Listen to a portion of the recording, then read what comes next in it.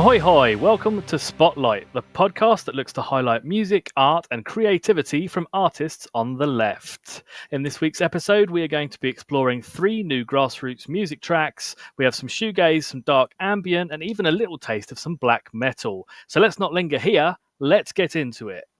On today's episode, you've got myself, Steve, he, him. And myself, Jack, he, him as well.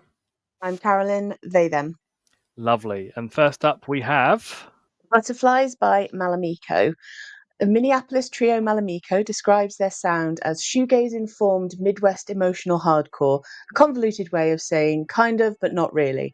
Their words reflect the experiences of living through an era oversaturated with cynicism, irony, technology and apocalypse sermons. Word associations often land on heavy, tender, noisy and dreamy. Their debut album, All Pleasant Dreams, was released through Turn and Crow in spring 2024.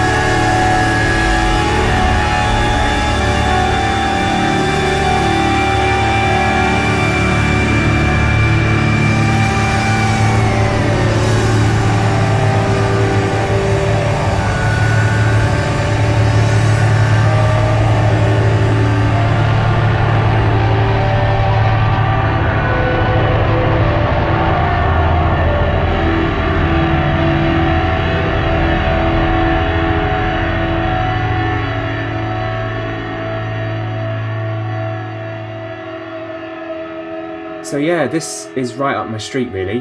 It's got a lovely shoegazy, lazy, slow, almost slacker vibe. I also love anything emotional, hardcore. That's a great love of mine. I thought the vocals were great. There's a nice driving bass line through the whole thing as well. The chorus in particular was really catchy, very delicate as well. And it wouldn't be complete as a shoegaze track without a wonderful, washed out, noisy outro, which I thought was great. It reminded me of another band I listened to a few years back called Club Sinister. They have a song called Pain, which this in particular reminded me of. It's another lovely track. So if you love this track, which I'm sure you did, you'll probably like that one as well. So check them out. I actually, when I first started listening to this, the first thing that sprang to mind was I got Foo Fighters vibes, funnily enough, from Colour in the Shape period. I don't quite know exactly why, but it was tickling the parts of my brain that sort of made me feel the same way, which was fun. It's catchy in a sort of slow, groovy way, had a sort of almost post-grunge kind of vibe to it, quite lyrically dark, talking of the difficulties of living as a trans or gender non-conforming person, and feelings of not being accepted and having to conform to society's expectations.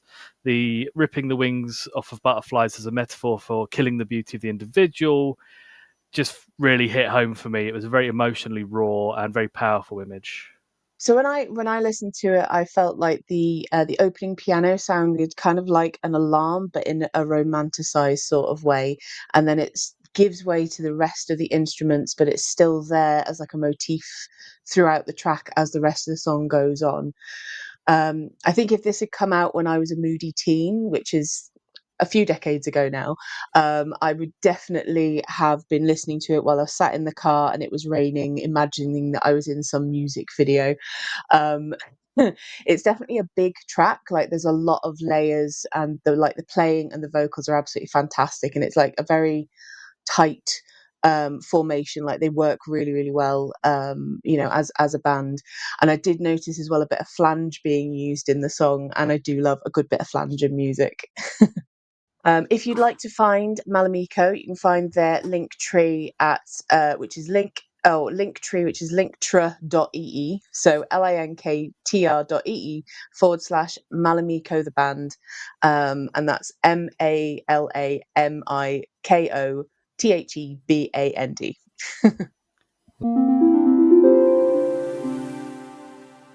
Next up, we've got a song from Scottish artist Jude Kerr, who is someone I've gotten to know a little bit through the amp wall and ambient soundscapes communities.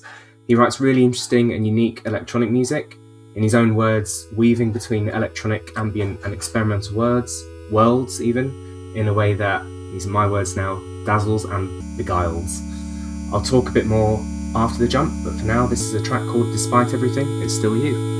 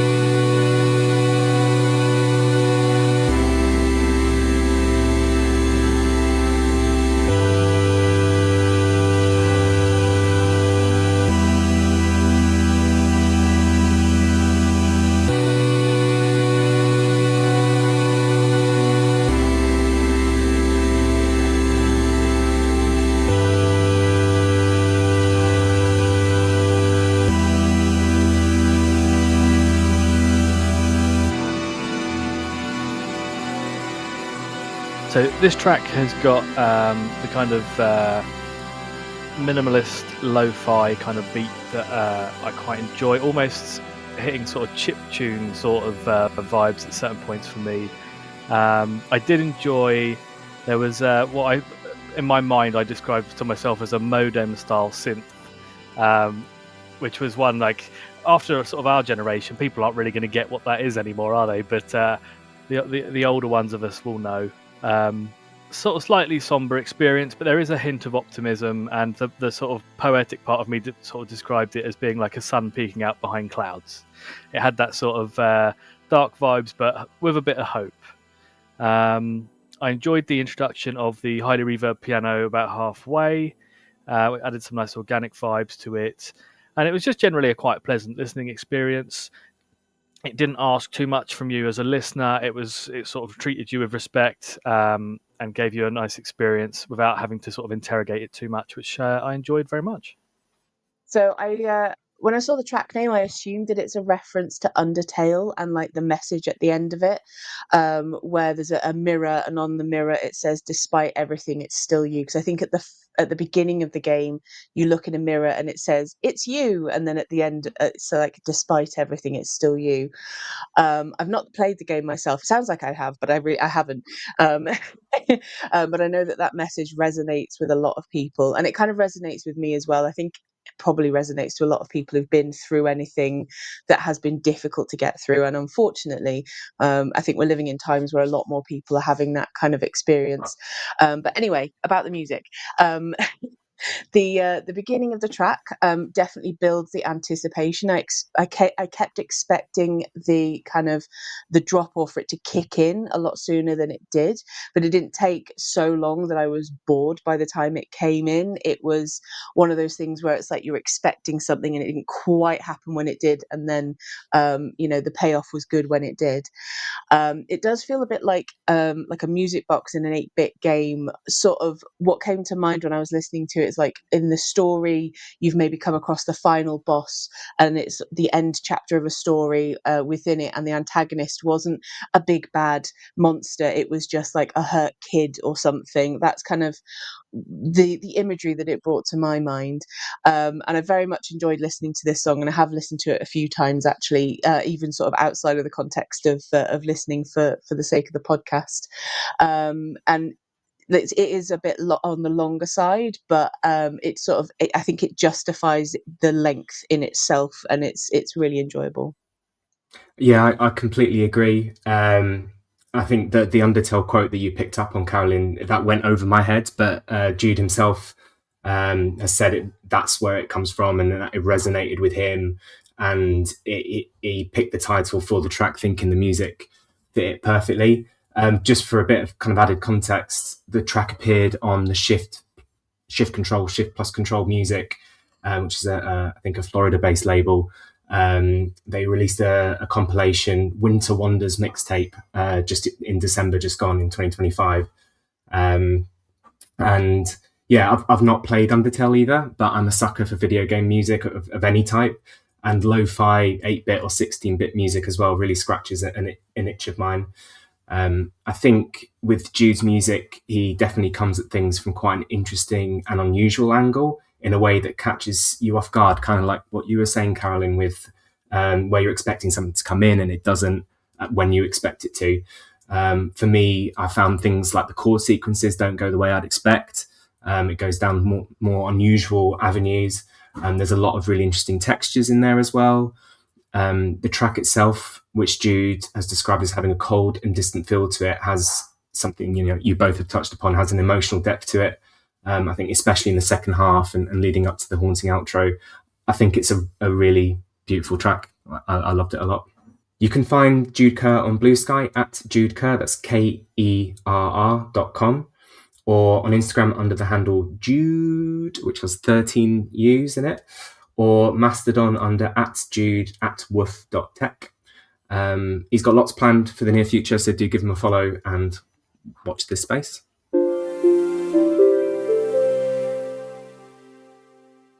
Next up, we have Obsidian by Am I in Trouble, remixed by Imrir. described as eclectic metal on the fringes of black, an erratic journey through colourful black corners of metal. And the information about the song says Obsidian is an immersive, expansive remix, reinterpretation by New York City-based experimental artist Imre of the song Black from the album Spectrum.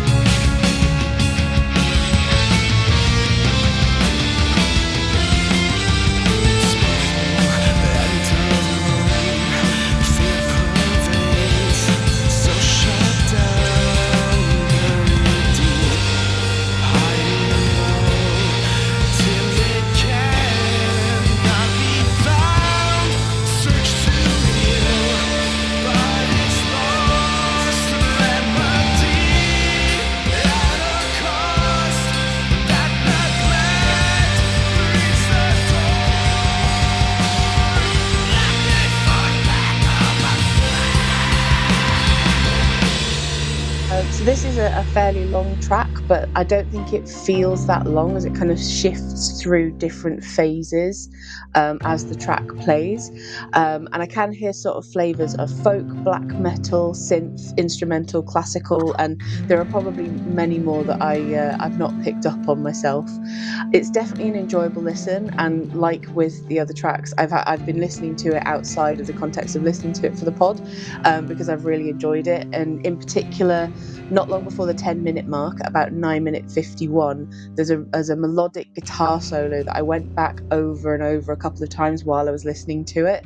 There was just something about it that made me want it to be longer, even though the track's quite long anyway. I just wanted a bit more of that, so I kept going back over it. And in fact, when I first listened to it, I was using bone conductor headphones and I had to switch over to earbuds instead because the bass was so much that the vibration was just tickling my head instead of me being able to listen to it. But that is by no means a criticism. I absolutely love heavy bass in music, so it was quite funny.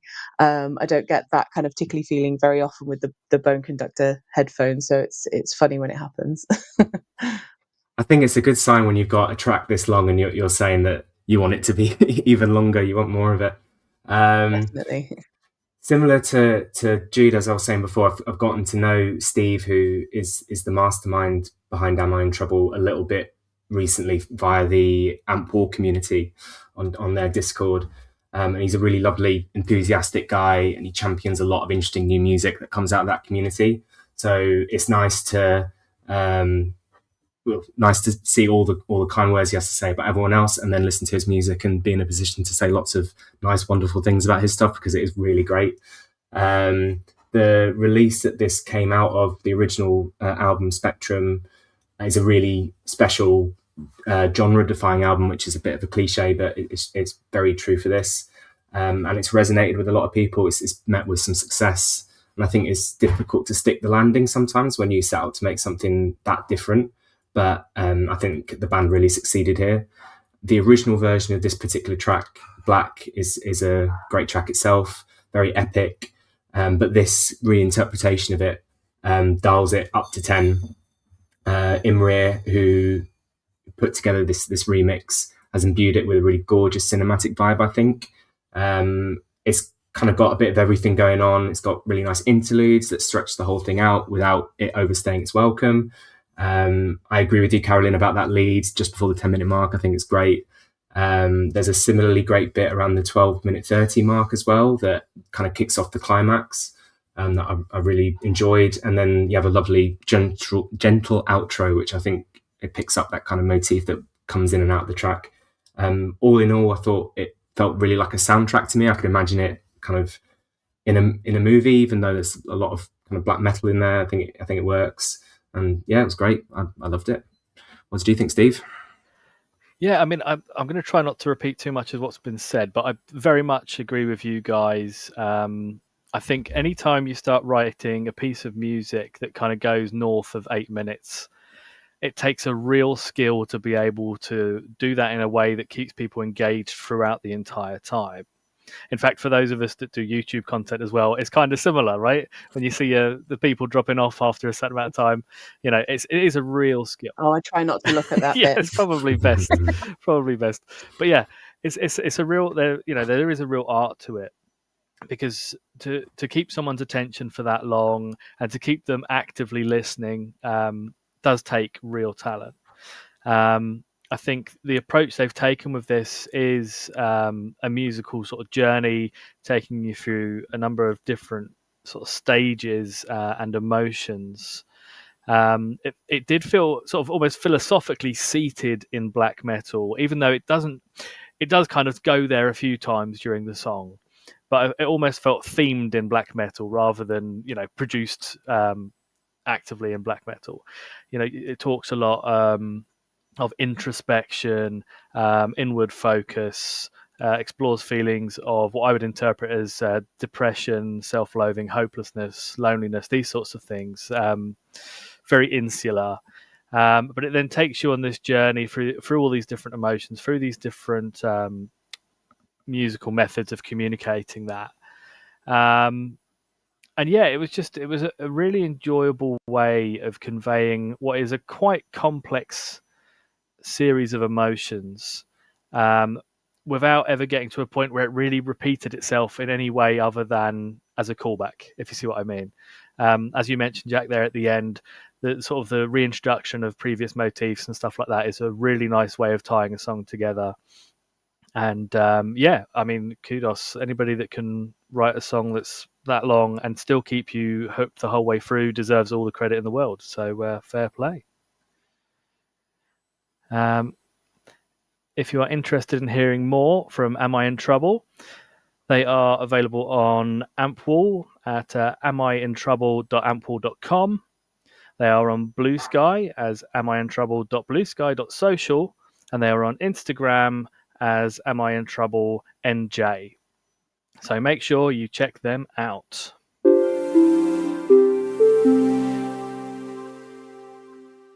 Thank you everyone for taking the time to join us on our second episode and for having the boundless inclination and desire to find new grassroots music with us. We Create Together is a place for left creators to come together, share ideas, collaborate and support each other. Whether you're a writer, painter, sketch artist, comedian, songwriter, photographer, or any creative medium, we believe the left art should be celebrated and amplified. If you'd like to join us on our Discord, message us on Blue Sky at wecreatetogether.bluesky.social for an invite. We'd also love to hear your stuff or see your art if it's of a non-musical format as well. So if you'd like your stuff featured on this show, find us on Blue Sky and also on our Podbean page, and you'll find a link to our submission form. You can also email us at wecreatetogetheruk@gmail.com using the subject Spotlight Submission. I hope you'll join us again on our next episode as we continue to explore and discover the best music from artists of the left. Take care and be kind, comrades. We will see you soon. Truth is, I thought it mattered. I thought that music mattered. But does it bollocks? Not compared to how people matter.